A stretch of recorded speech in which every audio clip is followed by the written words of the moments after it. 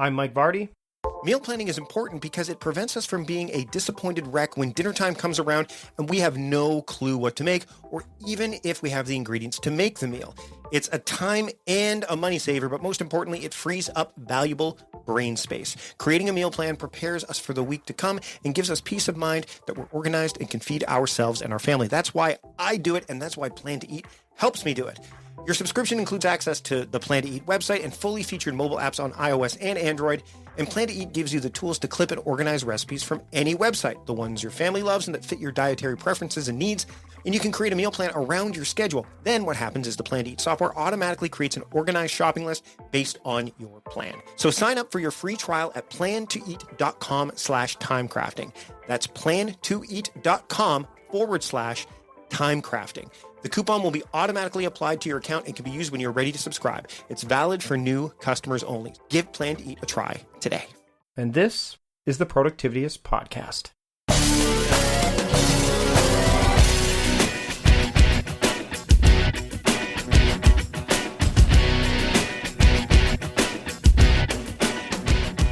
Welcome to the Productivityist Podcast. I am your host, Mike Vardy, and this week on the show I have Ben Fanning joining me. He's a fellow World Domination Summit attendee, and he is also a person who is definitely professing the need for better and progressive productivity. We talk about that on the show this week, as well as a whole bunch more.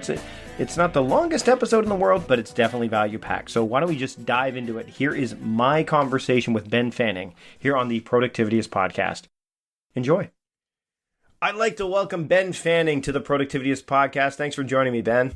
Yo, Mike, what's up? This, you know what, it's awesome because we've been talking for a half hour now before we actually started recording, and someone's gonna say, "Why didn't you record that part?" I'm like, "Oh, there's some cool stuff that I wanted," because Ben and I, we've seen each other at a few of the WDSs. You've been to, this is your fourth coming up, right?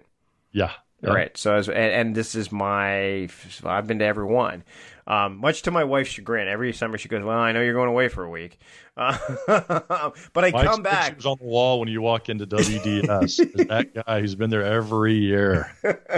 So it's awesome because so I wanted to talk to you today because one of the things that we've been following each other for a while, and I've on your Facebook page, whenever I see your stuff pop up on Facebook, I love your videos that you're doing, and you talk about this thing called the 3 steps to create a to-do list that actually works. And your site, the Burnout Specialist, which benfanning.com is your website, but I want to talk about burnout in a while because that's something that's near and dear to anybody who's trying to be productive's heart.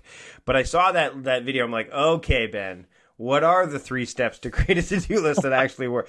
Preach to me as a productivity strategist. Tell me what it is. And I really love, so I want you to share what it is because it's an acronym, and I'm a big acronym fan too. And then let's dive into that. Oh man, I'm glad you're an acronym fan too. Yeah. So this, and I really respect the ideas and tips and interviews that you put out on the Productivityist. I think it's a really useful website. And, when you reached out about this process, I was on fire because I'm like, yeah, I'm going to get to share this because I actually started this process for myself after years of frustration of to-do list where, having that moment where you look down at your to-do list at 5 p.m. and you realize, oh my God, I did not get my most important work done. And then it kind of rolls over from one list to the next. And where it really came in useful for me was my book is The Quit Alternative. And I tell people I almost quit writing that book 3 times because I just could not keep going. I'm like, I'm not having time. This is clearly my most important work, but I wasn't able to really find the time to do it. So I sort of played around with some different things, and this is the process that really worked for me. So it's called, and I call it POP because it's like popping your productivity or popping your to-do list. So if you're listening right now, find that to-do list on your desktop or in your planner or wherever you happen to keep it. And you can apply these different things. And even if you apply just one of these ideas to your to-do list, you will become more effective. So the first one is priority. Okay, so POP, P-O-P, it's priority, and then the O stands for outcome. And then 3 is the trickiest one, I would say, and that's the physical action.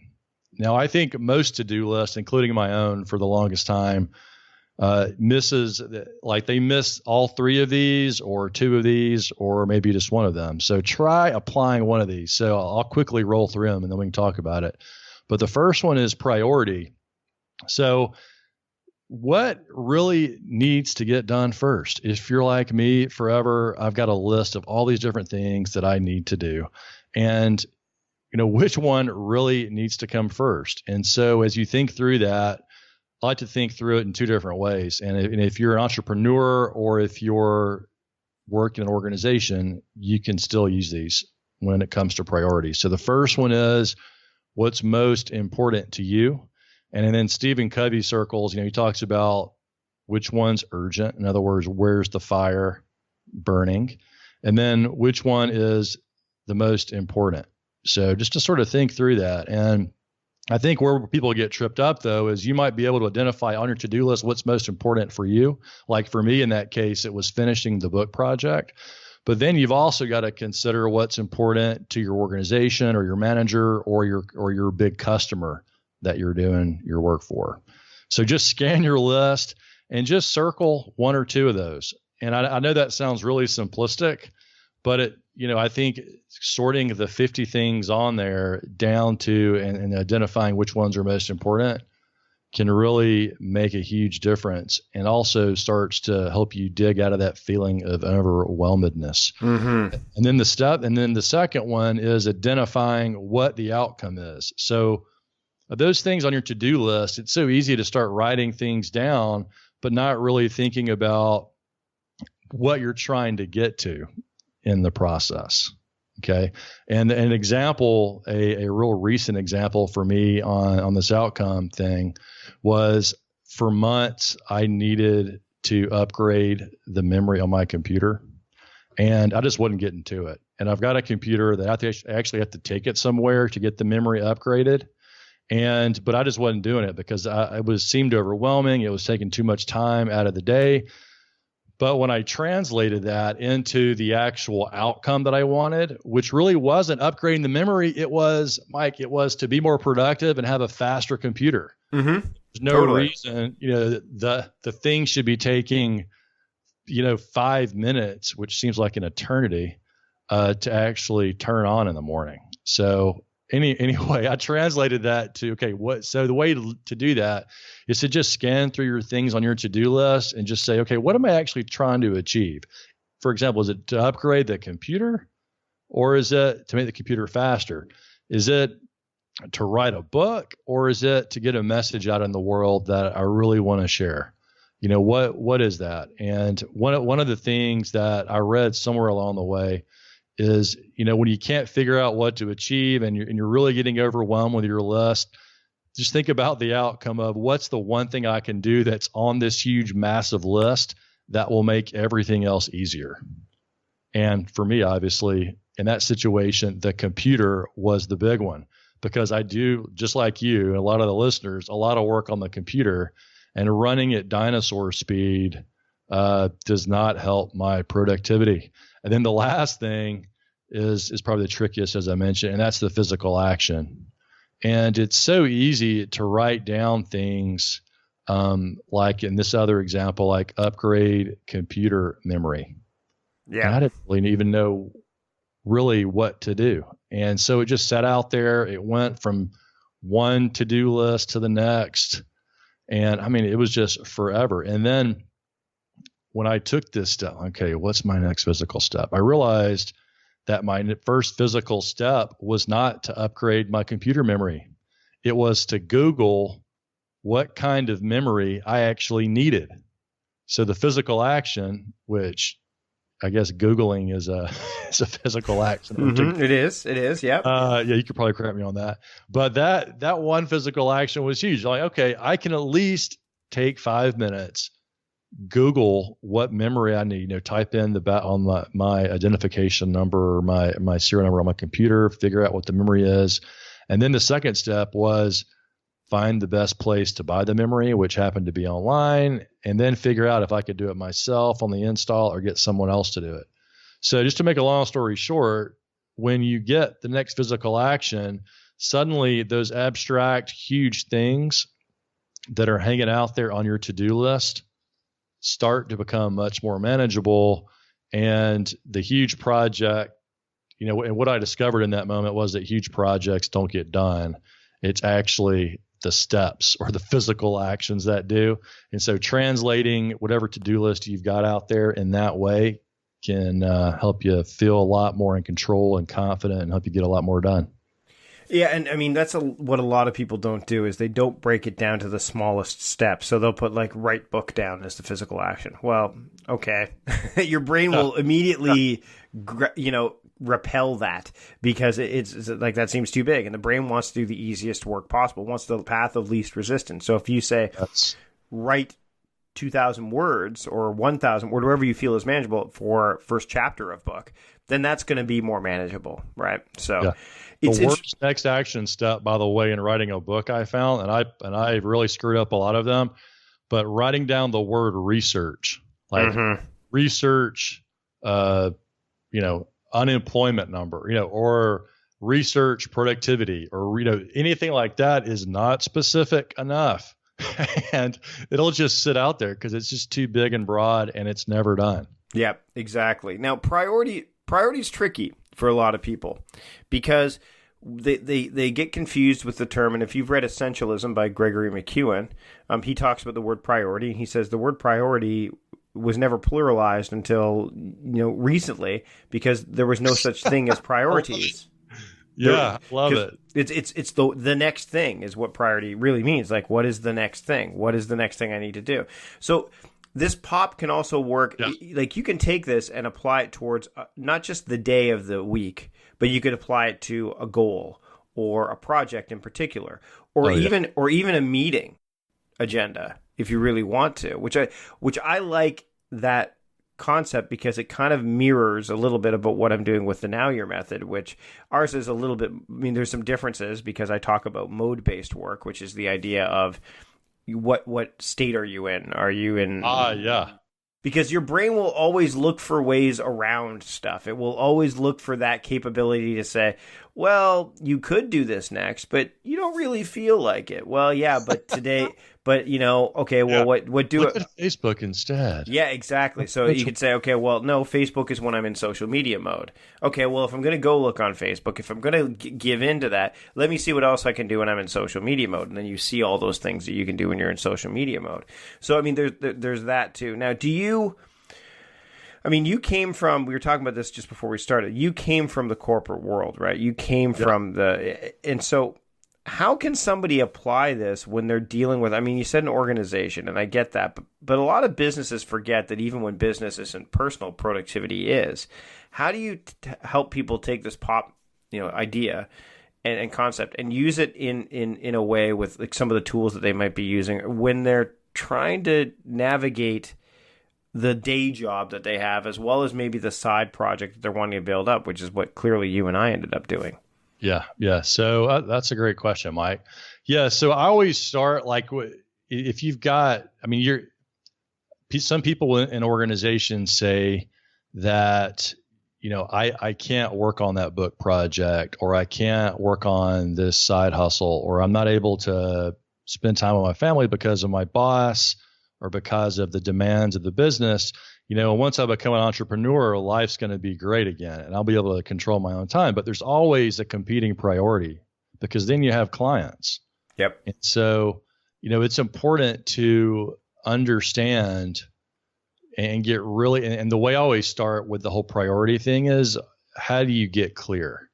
How do you get clear on what the priorities, if you're an organization, what are the priorities of your boss, right? Are they trying to meet a budget number?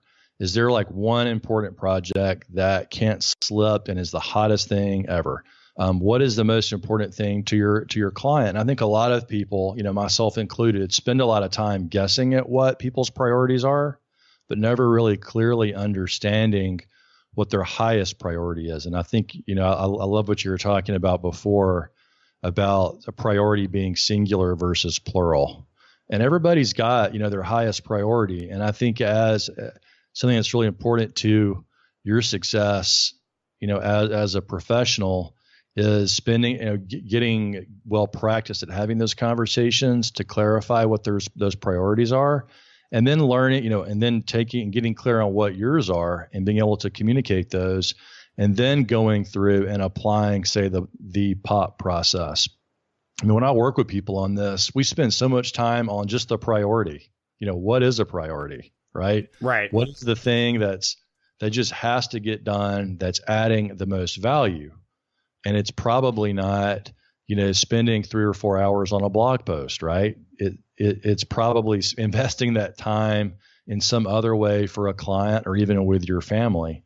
And unless you're, willing to go that far to get clear, it's always going to be a battle. And I actually had a friend post on my Facebook page. I posted something about priorities this morning, and then she actually said, well, what if everything's a priority?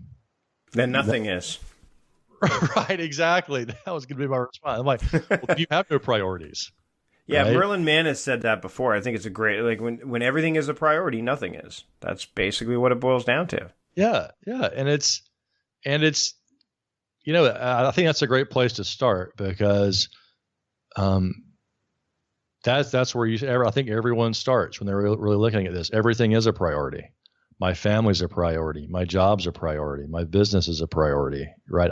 Everything is a priority. And then when you realize, okay, that's the trap, then you can start to see, what is adding value? What are my personal values? And then you can kind of start from there. And then once you're through that first step, then you can start thinking about outcome and physical action. One of the exercises I do when I'm in organizations is I talk about something called the win trifecta. And when frustrated employees get sort of upset, they want to go to their boss and start asking for things like, or complain. I don't have enough time. I'm overloaded with work. I don't like my job. There's a lot of complaints can start to emerge.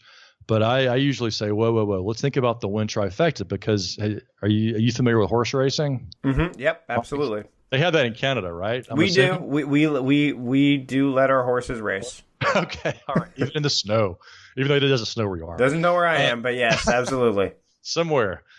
But so that whenever you place a trifecta bet, you pick the top 3 horses.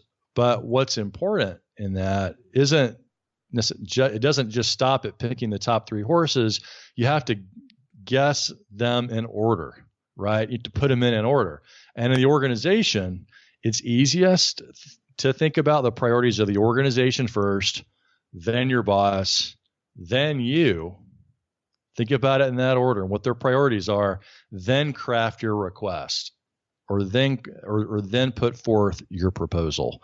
So you're making sure that you understand those and you speak to those before you start with me. And I think it's easier for employees to start the other way around. Right. And I think that decreases their likelihood of probability. And this happens to work really well, by the way, for entrepreneurs and their clients. So I want to talk to you about burnout, because I was just actually talking to a coaching client, and they've been on the go. And actually, to be fair, so have I.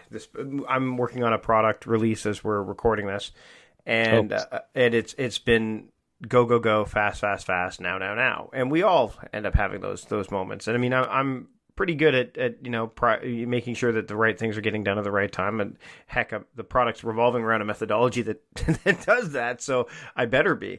But burnout is a big problem, and I want to get some thoughts on you on how, especially when you're going from that transition of I am working for a larger organization and now I want to become an entrepreneur, and how do I balance, how do I make that shift? How do you prevent burnout along that path, as well as most people, and we talked about this earlier, most people who, once they become entrepreneurs, they're going to have all the freedom in the world to do whatever they want. And I start laughing, as you do, because it just means you work harder. It's just, you're not, you are earning the paycheck because you don't expect the paycheck. So how do you teach people and how do you help people, maybe just one tip or a couple tips, when they're transitioning into that? So they're trying to, deal with family life and work life and their side hustle life. And then when their side hustle becomes their main thing, how do you keep them from, just going until they can't go anymore? Well, one of the things it's really important to do is to practice separating what you do from who you are. Mm-hmm. Because as long as those are intertwined, it's a seriously dangerous business. And most entrepreneur efforts, well, not most, but many, I would say, are sort of personal in nature. Like You've got a passion for something and you really like it a lot. And you start really attaching yourself to the outcome.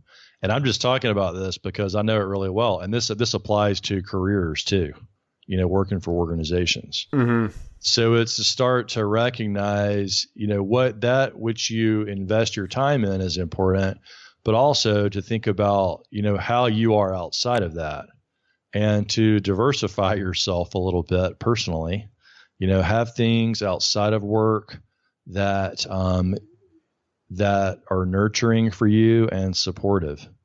And one of the things I like to talk to people a lot about is, and this is something I picked up, early on that was really transformative for me.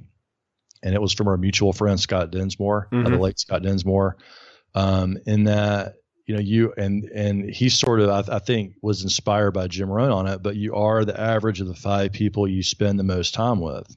Yeah. And look around at, and I honestly, I like to look around at my friends and people I was hanging out with and working with, and were they burned out? Right. And if you're trying to pull or on the verge, and if they're all burned out, it's going to be really tough for you not to stay in that yourself.